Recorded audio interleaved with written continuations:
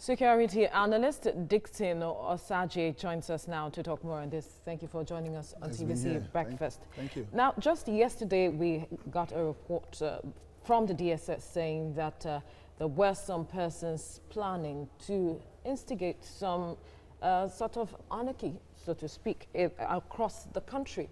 And now also just yesterday we had the president coming up with a national security plan or national security roadmap. I wonder how holistic this roadmap is to address emerging threats, just as reports we got from the DSS yesterday, from your point of view as a security analyst. Okay, I got the report from the DSS through media, and my worries is that when you have a classified information or unclassified information, you need to treat it first of all, and after treating it, then you come and tell the public. Now, if we have some group of people that are planning to cause unrest in this country and the DSS are privileged to that information, what they are expected to do is to go on a covert operations, get these elements and bring them to justice. When you come on air and tell the world that some group of people are trying to carry out criminal elements against the state, these guys will go back to the drawing board and relax. Such action will not be executed. So approach is a problem. Yeah. So what they should have done is to just keep quiet, take the media out of it, then go on a covert operations, get these guys and bring them to book. Because this time around, for telling us that these are the impending crisis that Nigeria is going to face, it's a security failure. In security management, you don't come out and tell the public what you have discovered that you know is a threat to the survival of the state.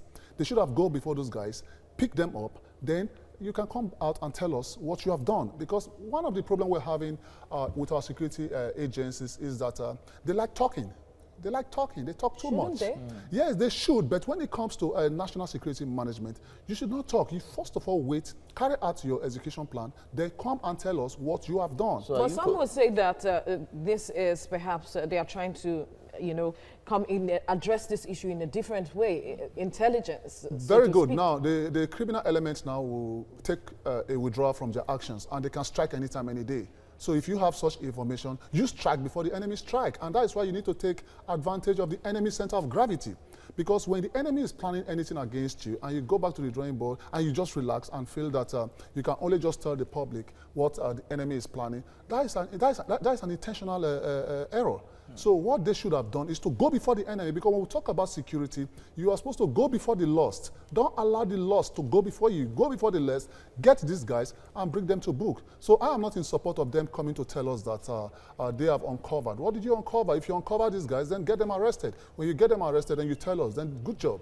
Okay, so are you concerned about the fact that our security roadmap, our security plan might be embedded in this document such that the enemy might decode it? Yeah, that is why there are two sides to our national security strategy: the classified aspect and the non-classified and the unclassified aspect. Like the one they've unveiled yesterday is unclassified because everybody has privilege to that. But the classified aspect, that is where the operational methodology comes to play. And looking at the document is not a source of survival. It's a mere document. It's a paper. It's just like a piece of paper. That document is a living document, and it is nothing to write home about if it is not being operationalized. Now, the operational area is where the problem is. In security management, there's what we call theory of victory. That document is supposed to give us what we call theory of victory. In ascertaining theory of victory, you're supposed to put in your security strategies in place. Look at the emerging trend, as you earlier said. The emerging trend now is diversity of purpose, kidnapping, and terrorism, and insurgency. It's really hitting us hard. When you go to the Global Terrorism Index, Nigeria is the third most affected terrorist state in the world after Iraq, Afghanistan. Nigeria is number 3. We are doing so well negatively. This is not a good limelight for us to arrive at that position. So would we say that this document is coming at the right time? Oh, it's coming at the right time. It's, one thing about the policy document is that it's being reviewed. I don't know the period of time we reviewed our own. Is it yearly? Is it every 3 years or every 2 years? But a proper document is supposed to be reviewed yearly so that each threat that comes, you address it. Because when you keep this document and the document is also, it should be flexible. For the fact that this document has been made doesn't mean that we cannot input any emerging trend in this document within the next 365 days. Because when the threat comes, you address the threat. Addressing your threat is trying to know your risk. Getting to know your risk, what are the hazards? Then you multiply the hazard by the vulnerability. Our security agency vulnerable. Yes, we are vulnerable because the fact is that we are so quick to send in our military, which are our last hope of defense, to any given situation. In the early days, I was privileged to be in the army. I joined the Nigerian army 22 years ago, and I voluntarily resigned from the military, going into private security practice. Now, the military practice is very simple. In the early days, all over the world, Nigerian troops are well respected. Our soldiers are well respected. In international engagements, what's happening? What's happening in the Northeast? What's happening in our given states? The reason is this. When any issues spring up, we are quick to send in the military. There's what we call kinetic and non-kinetic approach.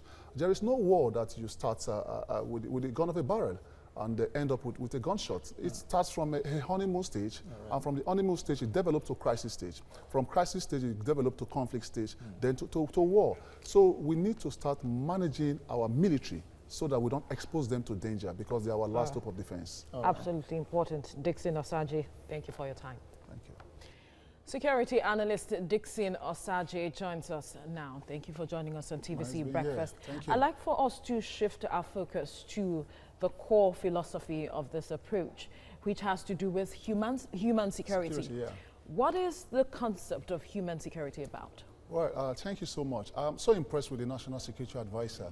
When we talk about hierarchy of protection, human come first, followed by information, protection of image, and before properties. It's quite regrettable that in this our climb and state, we don't place value on human lives. We place more values on properties. We don't know what human lives is all about, because until we begin to put into the front burner that human lives are irreplaceable, we will get it wrong. The NSA says very clear that the core philosophy is human security. Now, what does that address? It simply means that the center stage of that NSS, that is the National Security Strategy, is centered at human. That means any given situation, the human lives must come first. Like the spate of kidnapping, robbery, assassination, security agencies as well, and the judiciary have a role to play in this national security strategy. Because a situation whereby our security agencies needs to be proactive. I compliment the Nigerian police force. They're doing so well in the area of kidnapping and other aspects of security. Our security agencies, they're doing so well as well. But I want them to be more proactive, go before the enemy. Information management is very essential when it comes to security management and human security.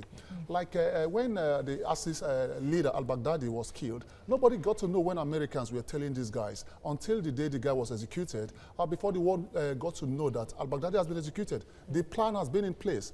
Why has the plan been in place? Because they are managing the information. Because if this information goes out, the guy might not be, have been eliminated by now. So in looking at human security, our government needs to also encourage our youth so that they will succeed in this plan. We need to look into job. We need to look into job. A lot of people are suffering from joblessness. And if most youth are suffering from joblessness, and that's a psychological murder, they could take anything that comes. And that is why the spate of terrorism is on the high rise. Because most of these conflict entrepreneurs, what they do is to approach these jobless guys and give them an offer. If you don't have a job from the state, the enemy's offer is a welcome development. So how does youth unemployment increase the risk of the increase of the insecurity level in the country? And, and is this document addressing that? Yeah, the document is addressing the terrorism, counter-terrorism, and I went. Security analyst Dixon Osagie joins us now to talk more on this. Thank you for joining us on TVC Breakfast. Thank you. Now, just yesterday, we got a report from the DSS saying that there were some persons planning to instigate some sort of anarchy, so to speak, across the country. And now, also just yesterday, we had the president coming up with a national security plan or national security roadmap. I wonder how holistic this roadmap is to address emerging threats, just as what reports we got from the DSS yesterday, from your point of view as a security analyst. Okay, I got the report from the DSS through media, and my worries is that when you have a classified information or unclassified information, you need to treat it first of all, and after treating it, then you come and tell the public. Now, if we have some group of people that are planning to cause unrest in this country and the DSS are privileged to that information, what they are expected to do is to go on a covert operations, get these elements and bring them to justice. When you come on air and tell the world that some group of people are trying to carry out criminal elements against the state, these guys will go back to the drawing board and relax.